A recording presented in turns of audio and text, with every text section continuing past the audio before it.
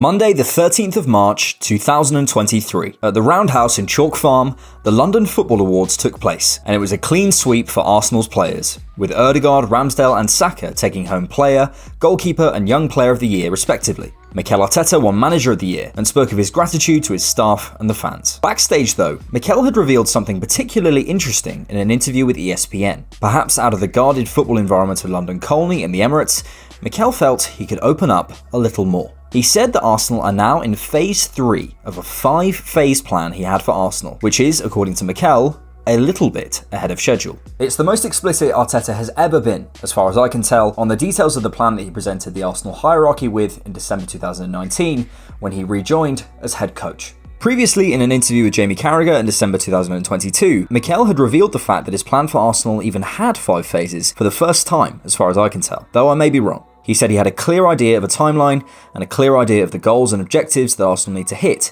in every phase. So of course that makes me, and I imagine you as you clicked on this, curious. What are the 5 phases? And if challenging for league titles appears to be just a little bit ahead of phase 3, what are phases 4 and 5? I've done as much research as I can, but evidently I've not sat down with Arteta and talked this all through. Obviously, lots of this is speculation and reverse engineering, but we can build up a pretty decent picture of what those phases are if we pay close attention to what Mikel and the rest of the hierarchy have said and done since December 2019 and analyse what's changed at the club since then. I make the 5 phases: culture, characters, challenging, champions, and consistency.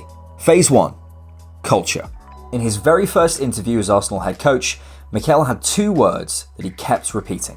Clear idea, the environment and the culture, winning culture. I think we have to create the right culture around the club to be very clear and... Clear and culture. I imagine this was the key part of the first phase of the plan, as well as getting back to winning football matches as soon as possible. Throw all the tactics at the players you like, if they're not working hard, running for each other, ensuring the highest of standards wherever possible, nothing will stick, no matter how good you are. Without the right environment, the right energy, as Arteta says, nothing will change. Mikel started culture correcting from the get-go, with his famous and oft-derided non-negotiables. He mentioned them from almost the moment he arrived, but in August of 2020, hours before the infamous Brentford game, he outlined the 3 key elements to success in the clearest possible terms. First of all, respect. The second one is commitment, and the third one, passion.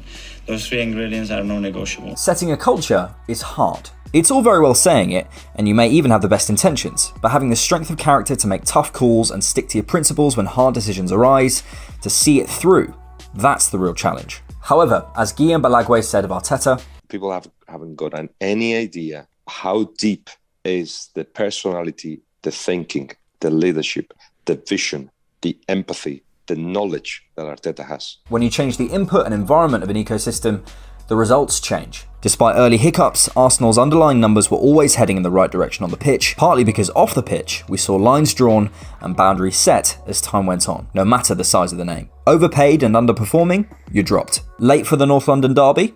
You're dropped. But if you work hard, listen and carry out instructions, you're rewarded with time and patience. Mikel also spent a lot of time working on Arsenal's relationship with their fans, constantly encouraging them to be louder and praising them. From a recent interview with Granit Xhaka, we now know Mikel changed the players' diets too, leading to a massive reduction in body fat. These tiny details are crucial, and you can imagine that Premier League footballers already had a pretty good diet, so to have such a massive impact is pretty impressive. And Xhaka himself is a key cog in this. Convincing someone like him to stay at the club when all the signs pointed to him leaving would have been part of the cultural plan. To lose someone like Xhaka, a cultural tone setter, whose professionalism has never been in question, even if other elements are, would have been a big blow. Mikel had to ensure togetherness, on and off the pitch. He put in strict rules about reacting to mistakes in training or matches, and promised to destroy the person who was leaking training ground secrets to the media. He later said he knows who it was. He was also sure not to overburden young players too early and kept good older characters like David Luiz and Lacazette around. William Saliba went on loan despite much fan consternation, and Gabriel Martinelli was eased into the team slowly. Some were worried about the reliance on Bukayo Saka,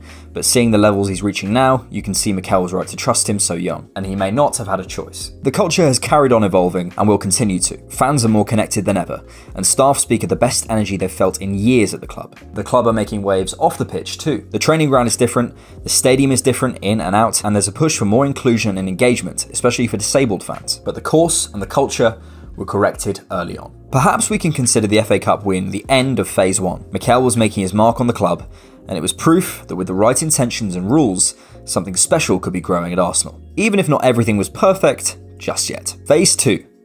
Characters. Mikel had set a culture, but needed to get his people in. I imagine Phase 2 was marked by planning for a significant turnover in playing staff and a return to challenging for the European League places. In fact, based on the conversations we know Mikel had with Willian when he signed in summer 2020, Mikel was aiming to qualify for the Champions League that season, 2021, and win it by 22-23. In came Gabriel, Partey and Willian, as well as Odegaard in January, and Pablo Mari and Cedric also made their deals permanent. We also had the emergence of Emile Smith-Rowe, and Bukayo Saka came into our front line. But it didn't happen for us that season. We can blame all sorts of things, the pandemic, injuries, whatever, but ultimately, we weren't good enough and it didn't happen. At the end of 2021, Arsenal missed out on European competition for the first time in 25 years. We were stuck in Phase 2 and needed more turnover. The following summer, in came Ramsdale, Tomiyasu, Odegaard permanently, Sambi, White and Tavares. Now Mikel could really flex his tactical muscles. He now had good left-footed centre-backs, between the line playmakers, a goalie who could play with his feet, and big space athletic defenders. And Arteta ball began to take shape, with some delightful performances, a particular highlight being the game against Man City on New Year's Day 2022. Arsenal's season was ultimately derailed by injury and poor performance, and they missed out on the real prize that they had in their sights, Champions League football. But they were challenging for top 4 again, crucially, and would challenge again. The squad was young and ambitious, and now to Arteta's liking. Arsenal also took the hit on letting a number of players go for next to nothing, or, in fact, nothing. If they weren't right for us, they went, no matter the name. They had tied down the right characters on good deals for the long term, and were working on tying their brightest young stars down for the long run. At the beginning of 22-23, back in Europe, and with a majority Arteta-signed squad, it was time to move to Phase 3. Phase 3. Challenging. You can't challenge without challengers, and you can't win without winners. In come Jesus and Zinchenko, straight into the first team, supplemented by some experience in January with Trossard and Jorginho, and some squad bolstering with Turner, Marquinhos and Kivior in January. This phase, the one Arteta says we're in now, seems to be all about getting back to challenging. Finally correcting our record against the Big Six and getting us in the right conversations again. In an age where clubs will pay thousands for throwing coaches, getting the edge has never been more important. So Arsenal have recently made some significant steps to restructure what they call their football intelligence department, firming up their recruitment strategy and appointing an assistant sporting director following Edu's appointment as sporting director at the end of last year. If you'd like to hear more about the structure of Arsenal's football intelligence department, the changes made more recently and historically, and how that all affects us, then you can check out the bonus content to this video on Patreon or by clicking join on the channel below. We are living Phase 3 right now. And as Arteta said, it seems that period might have been shorter than we expected in terms of getting Arsenal competitive again. Phase 3 is this title race. Phase 3 is the development we've seen this season from players like Saka and Odegaard coming into their own, extensively covered on this channel. Call it luck based on other teams' misfortune, I don't agree. The football we're seeing is sustainable, repeatable, and if we wrap up the league title this season, I imagine we move forward to the next phase. Phase 4, champions. Once you win important silverware, and it looks like it isn't a fluke, you put your team in a new category. We're no longer in the Juventus, Napoli, Tottenham conversations. We're back in the City, Bayern, Real Madrid ones. Players are then having conversations with their agents about their summer moves, and are looking at Arsenal as a possible destination. A title win puts us in conversations around the likes of Declan Rice, Victor Osimhen and Jude Bellingham, the next level up from where we've been shopping recently. This is the next step for Arsenal, establishing ourselves again as one of the premier European clubs and consistently competing for top honours. But in that phase, I think we'll have to start looking at recruitment slightly differently.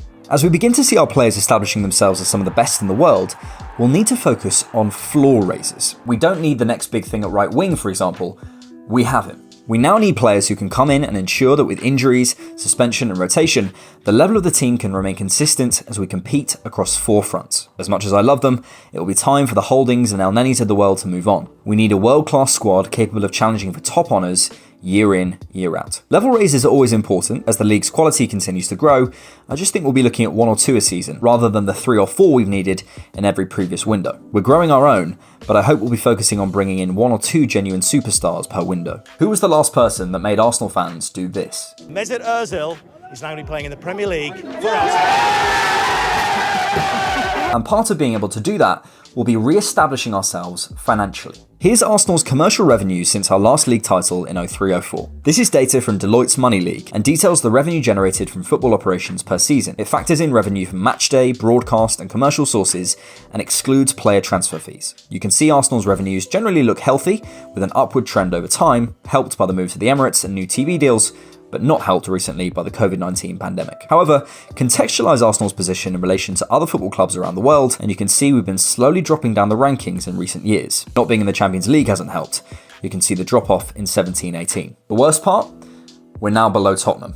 Commercial revenue is useful to look at as a kind of worldwide barometer of interest in a team because it factors in kit and merchandise sales, etc. Arsenal used to be one of the clubs with the highest merchandise and kit sales in the world, but according to Statista.com, they now don't even feature in the top 10 list for shirt sales per club around the world, and have been leapfrogged by a number of clubs, including Chelsea. When Arteta arrived, he insisted Arsenal are the biggest club in England. He urged Arsenal to play with arrogance and belief. Alongside all the good work on the pitch, I imagine Arsenal will be planning a re-establishing period off it, and I think we'll need a few megastars to get there. This phase may take a few years, but consistent Champions League qualification and a few title races might help us. Then we move to Phase 5. Phase 5. Consistency. Last May, Mikel signed a new deal until 2025. Edu has recently been promoted, also signing a new deal. Stan and Josh Kroenke have been announced as co-chairs to the board this month, doubling down on their commitment to the club, and Tim Lewis became vice chair. That means in the last 12 months, every single key member of the board and management structure has recommitted to the club. In the announcement, Josh Kroenke spoke of stability, saying it has never been more important in football. And I agree, the word process is often mocked in football as fans expect win-now solutions. But stability and sustainability are going to be key words for this club and all clubs into the middle of this decade and beyond, in both a football and environmental sense. This phase will be all about maintaining the level. The most successful clubs in the world are there partly because they've trusted the right people at the right time. Chiki Begiristain, apologies for butchering that name, director of football at Man City, has been there over 10 years, overseeing 5 Premier League titles. Man City are rich, obviously, but they're also smart. Brentford are smart, not rich, and PSG are the flip side. Man City are the perfect combination of both. They buy at the right time for the right price and sort out their contracts early. They could probably have paid 200 million for Mbappe or Haaland a summer or two ago, but they waited for the right time and got in for good money. They walked away from stupid, overpriced deals for Sanchez, Maguire and Jorginho, and they get good money for their talent by selling at the right time. All of this comes from stability and vision and being in a strong negotiating position. It comes from the right people doing the right work every day. We don't have the money to match them, but we can certainly try to match them with that. Because we don't have that money, we have a heavy emphasis on youth. As Wenger said, we don't buy superstars, we make them. Per Mertesacker is doing terrific work on the academy with his strong young gunners principles. And if you'd like to hear more about our particularly exciting crop of academy players at the moment and who looks like they're most likely to break into the first team, check out this episode of the Different Knock and Arsenal podcast. Links in the description. We know Arteta has big plans, big ambitions, and wants to win the biggest prizes in world football. And I can't imagine him going anywhere anytime soon. Why would he? He knows he'll be able to manage at Barcelona and Real Madrid. He's that good. There's no rush. If Arsenal remain consistent, keep making the right decisions based around an aligned philosophy, there's no reason this club can't be remarkably successful over the next decade. It's hard to predict the future. The next 2 phases will be the toughest, obviously, and many things may be out of our hands. You can never know what's around the corner. But if the football we're seeing now is phase 3, then phase 4 and 5 could be the most exciting time in Arsenal history.